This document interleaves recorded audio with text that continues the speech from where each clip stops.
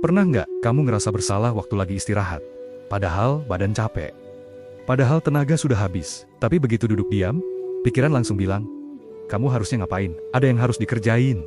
Ada yang belum selesai. Ada orang lain yang lebih produktif dari kamu. Akhirnya, istirahat pun terasa tidak tenang. Fenomena ini sering disebut anxiety of rest. Kecemasan saat istirahat. Bukan karena kamu malas, tapi karena pikiranmu sudah terlalu lama hidup di mode harus melakukan sesuatu. Banyak orang tumbuh dengan keyakinan bahwa nilai diri ditentukan oleh hasil. Kalau berprestasi, dipuji. Kalau sibuk, dihargai. Kalau diam, dianggap tidak berguna.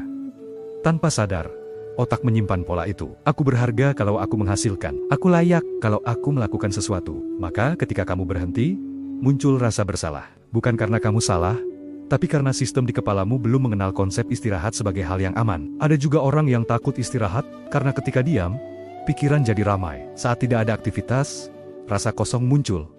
Kecemasan muncul. Pertanyaan-pertanyaan yang selama ini dihindari mulai terdengar. Kesibukan akhirnya jadi pelarian. Selama sibuk, kamu tidak perlu mendengarkan isi kepala. Selama bergerak, kamu tidak perlu merasakan apa yang sebenarnya kamu rasakan. Masalahnya, tubuh punya batas, dan batas itu tidak bisa dinegosiasikan. Kelelahan yang terus diabaikan tidak menghilang, ia berubah bentuk. Jadi gampang marah, susah fokus, motivasi hilang tanpa sebab yang jelas. Ironisnya, semakin kamu memaksa diri untuk produktif, semakin hancur produktivitas itu sendiri. Dalam psikologi, istirahat bukan kemewahan, bukan hadiah setelah semuanya selesai.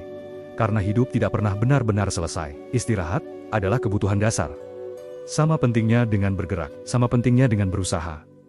Belajar istirahat itu keterampilan, dan keterampilan ini sering tidak pernah diajarkan. Kamu bisa mulai dari hal kecil, memberi jeda di jadwalmu, bukan hanya pekerjaan, mengizinkan diri melakukan sesuatu tanpa tujuan, duduk tanpa harus merasa berguna, dan pelan-pelan mengingat satu hal penting, diam juga bagian dari pertumbuhan. Akar tidak terlihat sibuk, tapi tanpa akar, tidak ada pohon yang bisa berdiri. Kalau kamu merasa bersalah saat istirahat, itu tidak otomatis berarti kamu malas. Bisa jadi, kamu hanya terlalu lama hidup dalam mode membuktikan diri.